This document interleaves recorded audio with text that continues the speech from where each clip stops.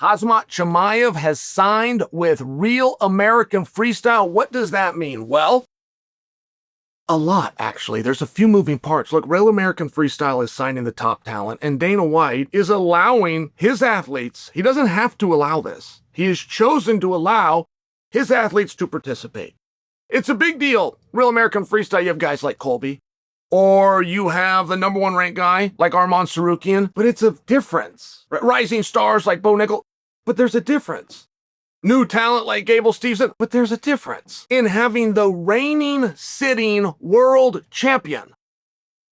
So what does it mean? What do you do from here?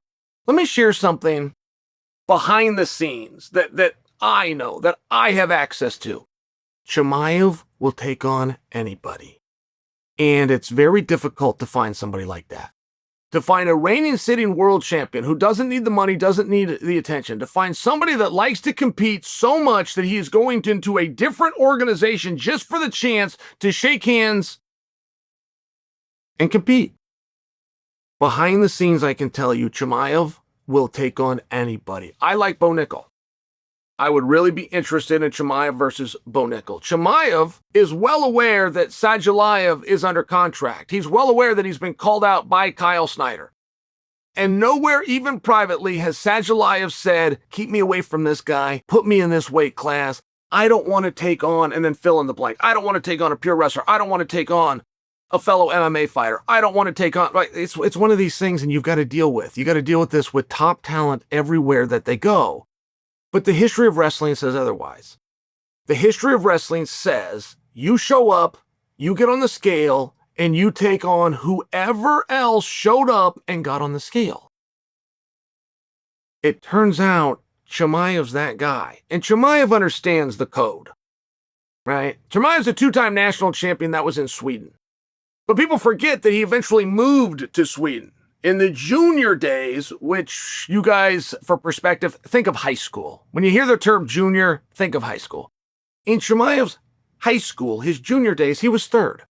This is while living in Russia, so that means he was 3rd in the Russian nationals. He then moves to Sweden, becomes a couple of time national champion. And how far can he go? Where are his skills in wrestling today?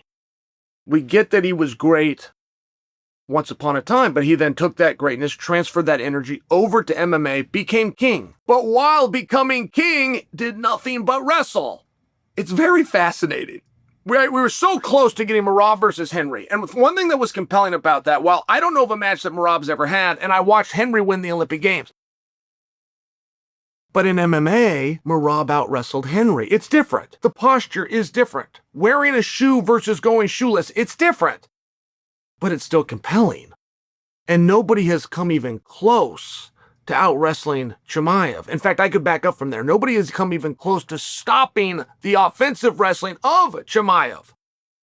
So to put him purely in this environment, cool. I'm interested. So are you.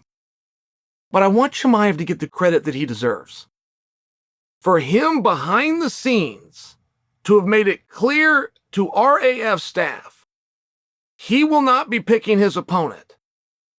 He will be showing up on a date of their choosing against anybody they put forward. There's not a lot of guys like that. And when you meet him, you treat him right, you show him his respect. You have to appreciate somebody that's got that level of competitiveness. And a lot of guys have that on their rise to the top. But once they get to the top, they start protecting, as opposed to staying hungry. It turns out the wolf is still hungry.